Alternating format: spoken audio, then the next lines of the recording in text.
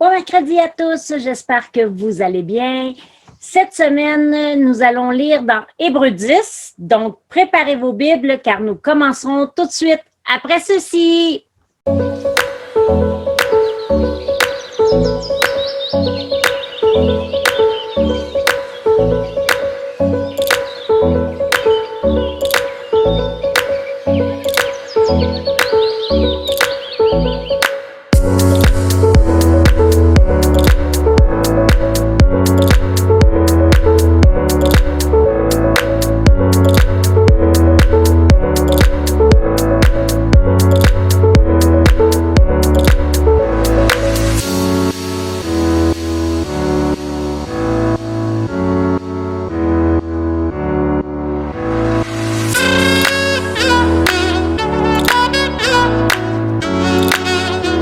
Donc, comme je le disais tantôt, si vous êtes allé chercher vos Bibles, je vous invite à ouvrir dans Hébreux 10 à partir du verset 19, qui dit « Ainsi donc, mes frères, nous avons une pleine liberté pour entrer dans le lieu très saint grâce au sang du sacrifice de Jésus.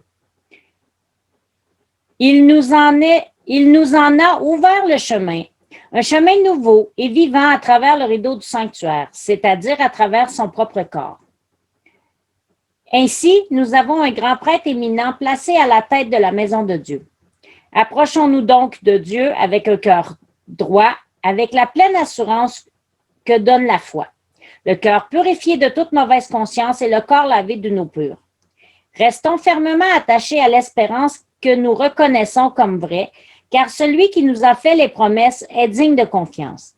Et veillons les uns sur les autres pour nous encourager mutuellement à l'amour et à la pratique du bien. Ne prenons pas, comme certains, l'habitude de délaisser nos réunions. Au contraire, encourageons-nous mutuellement, et cela d'autant plus que vous voyez se rapprocher le jour du Seigneur. Ensuite, si on va plus loin, au verset 32, qui va comme suit. Rappelez-vous au contraire les premiers temps où, après avoir reçu la lumière de Dieu, vous avez enduré les souffrances d'un rude combat. Car tantôt vous avez été exposés publiquement aux injures et aux mauvais traitements. Tantôt vous vous êtes rendus solidaires de ceux qui étaient traités de la même manière.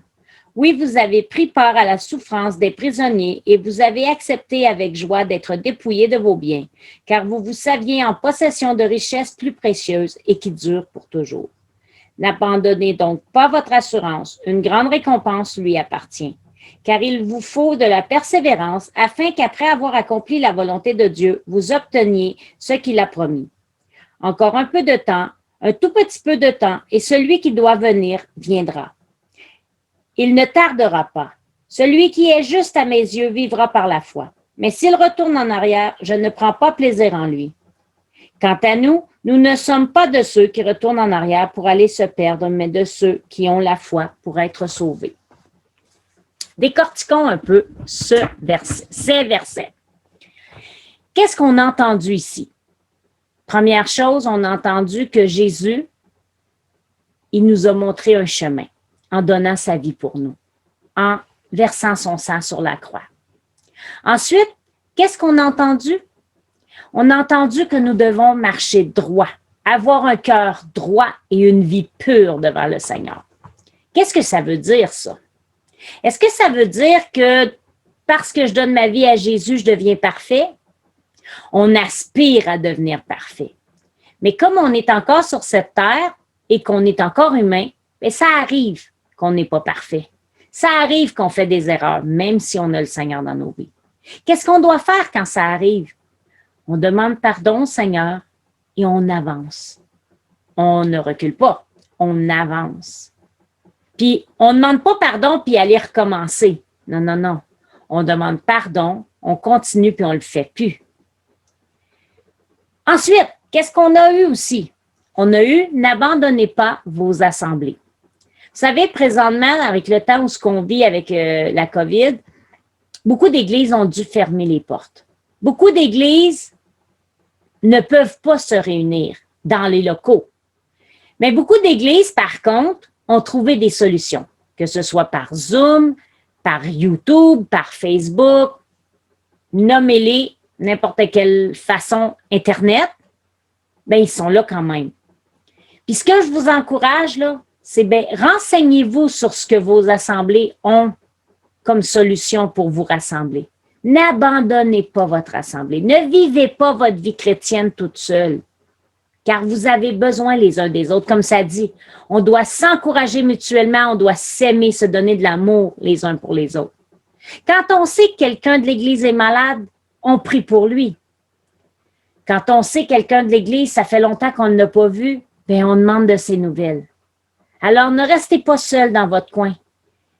Rassemblez-vous avec des gens comme vous, des chrétiens, des gens de votre assemblée. Trouvez-vous un endroit où ça va devenir votre maison spirituelle. Oui, nous sommes le temple du Christ. Oui, nous sommes le temple du Saint-Esprit. Oui, notre vie, c'est l'Église, c'est pas un bâtiment. Mais par contre, ici, ça dit qu'on doit se rassembler. Par la suite, qu'est-ce qu'on a lu dans l'autre portion, là? On a lu quoi? On a lu que donner sa vie au Seigneur, lui, décider de le suivre, qu'est-ce que ça fait? Eh bien, ça fait en sorte que on peut avoir des problèmes. Vous dites, ben voyons donc, quand je donne ma vie au Seigneur, tout devrait bien aller. On me l'a dit que tout va bien aller. C'est une fausse vérité, ça. Quand on donne notre vie au Seigneur, c'est normal, malheureusement, que des gens vont rire de nous. C'est normal que des gens vont dire, quelle est elle, la bizarre dans le coin qui prie Dieu? Puis, vous savez quoi? Oui, c'est vrai que c'est difficile, là, en tant qu'humain. Mais quand ça vous arrive, là, dites-vous, ben ça veut dire que je représente bien le Seigneur. C'est ça que ça veut dire. Aussi, demandez au Seigneur de vous aider à passer au travers de ces choses-là. Moi, je me souviens au secondaire, il y avait des gens, des jeunes là, de mon âge qui me disaient « Ha, ha, ha, ha, ha, regarde-la elle! Elle est chrétienne! Ha, ha, ha, ha, ha! » Puis rien de moi. Mais quand ça allait pas bien, qu'est-ce qu'ils faisaient? Ben, ils demandaient « Peux-tu prier pour moi? » Wow! Ça, c'est quelque chose, hein? Par la suite, qu'est-ce que ça dit aussi?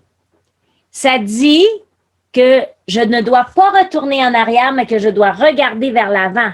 Puis ça dit quoi que si je regarde en arrière, que Jésus n'aime pas ça. Puis vous savez quoi?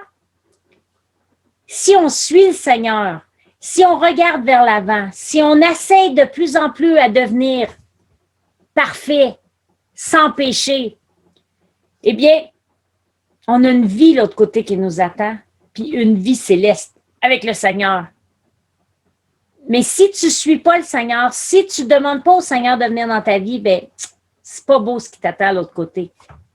Retournez vers les premiers versets qu'on a lus, puis allez voir le verset 27. Qu'est-ce qui attend la personne qui ne veut pas croire en Dieu, qui ne veut pas accepter Jésus dans sa vie?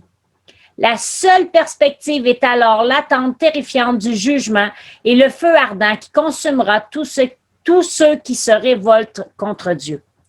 Qu'est-ce que vous préférez? Suivre Dieu ici, puis avoir le Seigneur à vos côtés pour vous aider à passer au travers les choses qui sont moins le fun, ou aller vers le feu ardent après, parce que tu vas avoir été contre Dieu. Mais moi, je vous le dis, je préfère suivre le Seigneur puis avoir une belle vie après. Si tu es ici aujourd'hui et que tu entends ça, puis que tu te dis, ben moi, je le veux ce Jésus-là qui te rend si joyeuse, eh bien, je t'invite à faire cette prière-là avec moi. Seigneur Jésus, viens dans ma vie, viens m'accompagner afin que je puisse te suivre. Au nom de Jésus, amen. Mais ça ne s'arrête pas là, les amis. Excusez, hein? Ça, c'est le Madame Sylvie qui sort de temps en temps. Ça ne s'arrête pas là. La vie chrétienne se vit à tous les jours. Je vous dirais même à tous les heures, à tous les secondes. Parce que un péché, il peut se présenter n'importe quand dans la journée. Une colère peut arriver n'importe quand dans une journée. Puis si c'est une colère qui n'a pas sa place, ben tu viens de pécher contre Dieu. Qu'est-ce que tu fais dans ce temps-là? Tu ne dis pas, oh non, zut, j'ai péché, je suis foutu. c'est fini pour moi. Non, non. J'ai péché, je demande pardon et je vais de l'avant. Wow! Quel grand Dieu nous avons. Et à tous les matins, quand tu te lèves, là, c'est encourageant de dire, Seigneur Jésus, ce matin, je veux te redonner ma vie. Je veux faire en sorte d'être une personne meilleure. Alors, si tu as fait cette prière aujourd'hui, ne prends pas ça pour acquis puis continue ta vie comme tu la vivais avant. Mais demande-le sincèrement à tous les jours. Tu peux le demander 100 000 fois par jour si tu veux. Le Seigneur, il va toujours te dire, viens mon enfant. Il va toujours te tendre les bras. Et si tu te dis, oui, mais moi là, j'y ai déjà dit cette prière-là, c'est pas grave. Tu peux la redire toi aussi. Vous savez, j'ai donné ma vie au Seigneur, j'avais 9 ans. Mais pourtant, ça ne m'a pas empêché de faire des conneries dans ma vie. Des grosses comme des moins grosses. Puis quand je m'en rendais compte que, oups, j'étais tombée dans un piège, ben je sortais de là et je redemandais au Seigneur de revenir dans ma vie. Alors, la prière qu'on vient de faire là, avec ceux qui n'avaient jamais fait, là, ben, c'est une prière qu'on peut refaire, même nous les chrétiens, pour redemander au Seigneur de venir dans notre vie. Et comme on disait tantôt, il ne faut pas abandonner notre assemblée. Alors sur ce, j'aimerais ça qu'on aille écouter un chant ensemble que j'ai trouvé qui justement dit qu'on s'encourage à se rassembler ensemble. Allons écouter ça ensemble.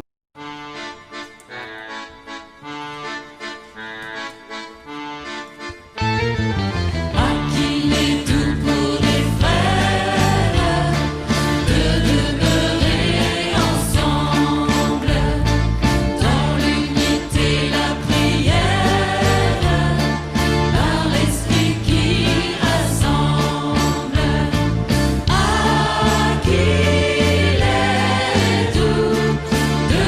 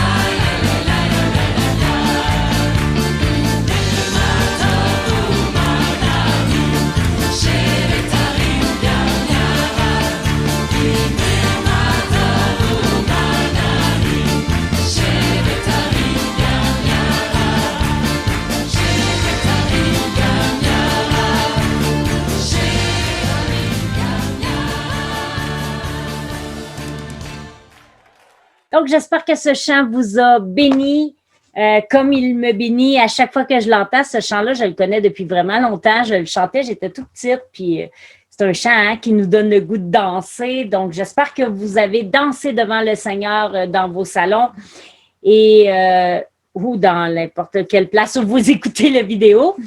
Et puis, j'aimerais ça terminer en priant avec chacun de vous.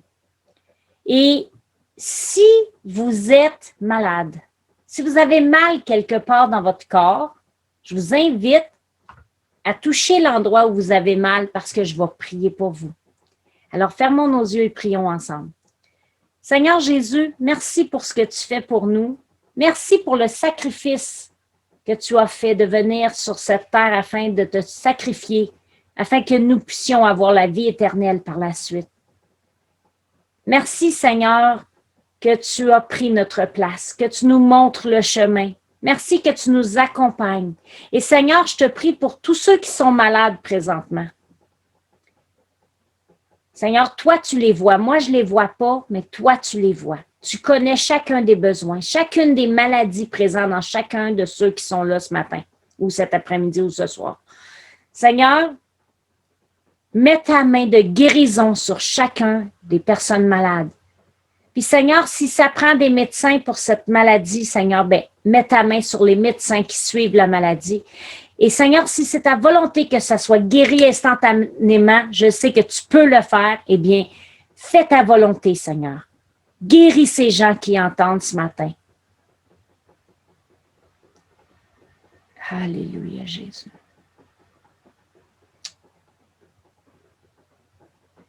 Je vois quelqu'un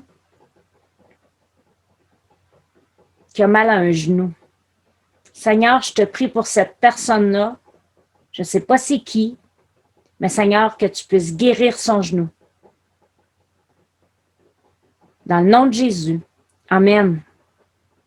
Alors que le Seigneur vous bénisse et je vous souhaite une bonne semaine. N'oubliez pas, vous pouvez partager cette vidéo en grand nombre et n'oubliez pas, vous pouvez l'aimer aussi et la petite cloche en dessous, vous pouvez l'activer si vous voulez recevoir les nouveautés à chaque semaine. Mais en gros, comme je le répète à chaque semaine, à tous les mercredis, il y a ce vlog et aussi la fin de semaine pour vos petits trésors avec Madame Sylvie, n'hésitez pas. Puis même si vous êtes grand avec un cœur d'enfant, n'hésitez pas à aller regarder Madame Sylvie et ses amis. Et je vous dis bonne semaine et à la semaine prochaine. Bye bye, que le Seigneur vous bénisse.